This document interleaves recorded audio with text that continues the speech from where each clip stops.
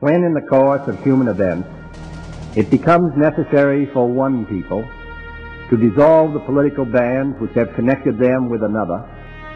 and to assume among the powers of the earth the separate and equal station to which the laws of nature and of nature's God entitle them, a decent respect to the opinions of mankind requires that they should declare the causes which impel them to the separation. We hold these truths to be self-evident, that all men are created equal, that they are endowed by their Creator with certain unalienable rights, that among these are life, liberty, and the pursuit of happiness, that to secure these rights, governments are instituted among men, deriving their just powers from the consent of the governed, that whenever any form of government becomes destructive of these ends, it is the right of the people to alter or to abolish it, and to institute new government, laying its foundation on such principles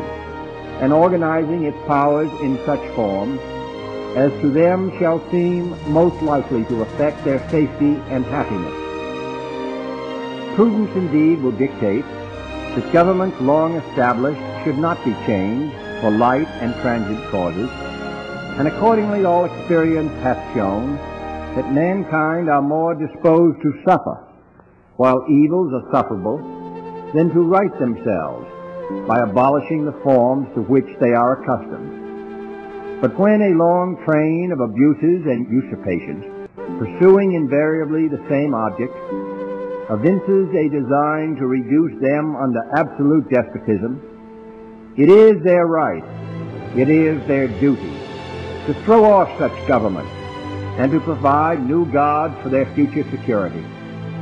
Such has been the patient sufferance of these colonies, and such is now the necessity which constrains them to alter their former systems of government. The history of the present King of Great Britain is a history of repeated injuries and usurpations, all having indirect objects the establishment of an absolute tyranny over these states. To prove this, let facts be submitted to a candid world. He has refused his assent to laws, the most wholesome and necessary for the public good. He has forbidden his governors to pass laws of immediate and pressing importance, unless suspended in their operation till his assent should be obtained. And when so suspended, he has utterly neglected to attend to them. He has refused to pass other laws for the accommodation of large districts of people, unless those people would relinquish their right of representation in the legislature, a right inestimable to them and formidable to tyrants only. He has called together legislative bodies at places unusual, uncomfortable, and distant from the depository of their public records, for the sole purpose of fatiguing them into compliance with his measures. He has dissolved representative houses repeatedly for opposing with manly firmness his invasions on the rights of the people. He has refused for a long time, after such dissolutions, to cause others to be elected, whereby the legislative power, incapable of annihilation, have returned to the people at large for their exercise, the state remaining in the meantime exposed to all the dangers of invasion from without and convulsions within. He has endeavored to prevent the population of these states, for that purpose obstructing the laws for naturalization of foreigners, refusing to pass others to encourage their migrations hither, and raising the conditions of new appropriations of land. He has obstructed the administration of justice by refusing his assent to laws for establishing judiciary powers. He has made judges dependent on his will alone for the tenure of their offices and the amount and payment of their salaries. He has erected a multitude of new offices and sent hither swarms of officers to harass our people, and eat out their substance. He has kept among us, in times of peace, standing armies without the consent of our legislatures. He has effected to render the military independent of and superior to the civil power. He has combined with others to subject us to a jurisdiction foreign to our Constitution and unacknowledged by our laws, giving his assent to their acts of pretended legislation, for quartering large bodies of armed troops among us, for protecting them by a mock trial from punishment for any murders which they should commit on the inhabitants of these states, for cutting off our trade with all parts of the world, for imposing taxes on us without our consent, for depriving us in many cases of the benefits of trial by jury, for transporting us beyond seas to be tried for pretended offenses, for abolishing the free system of English laws in a neighboring province, establishing therein an arbitrary government, and enlarging its boundaries so as to render it at once an example and fit instrument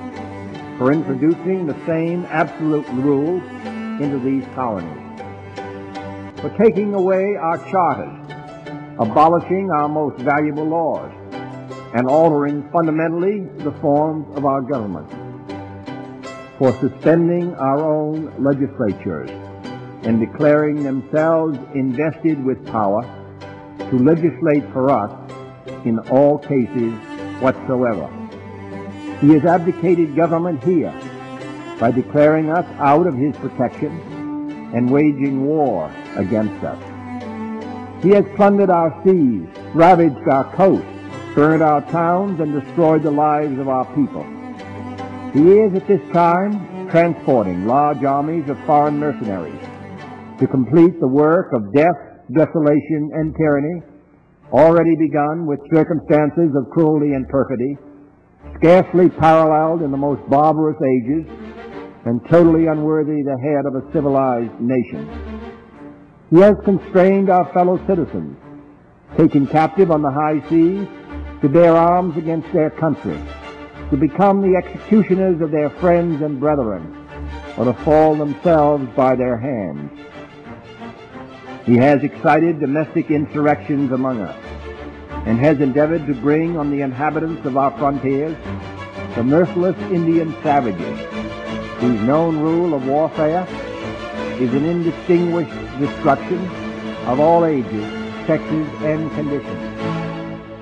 In every stage of these oppressions, we have petitioned for redress in the most humble terms. Our repeated petitions have been answered only by repeated injury. A prince whose character is thus marked by every act which may define a tyrant is unfit to be the ruler of a free people. Nor have we been wanting in attentions to our British brethren. We have warned them from time to time of attempts by their legislature to extend an unwarrantable jurisdiction over us. We have reminded them of the circumstances of our emigration and settlement here. We have appealed to their native justice and magnanimity, and we have conjured them by the ties of our common kindred to disavow these usurpations, which would inevitably interrupt our connections and correspondence. They too have been deaf to the voice of justice and of consanguinity. We must therefore acquiesce in the necessity which denounces our separation and hold them as we hold the rest of mankind, enemies in war, in peace, friends. We, therefore, the representatives of the United States of America, in General Congress assembled, appealing to the Supreme Judge of the world for the rectitude of our intentions,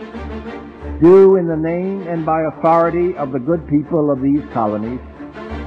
solemnly publish and declare that these united colonies are, and of a right ought to be, free and independent states, that they are absolved from all allegiance to the British Crown, and that all political connection between them and the state of Great Britain is and ought to be totally dissolved, and that as free and independent states, they have full power to levy war, conclude peace,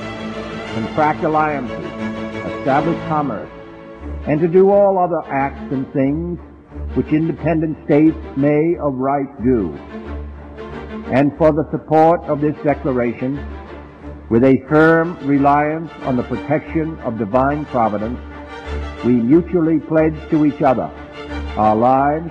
our fortunes, and our sacred honor.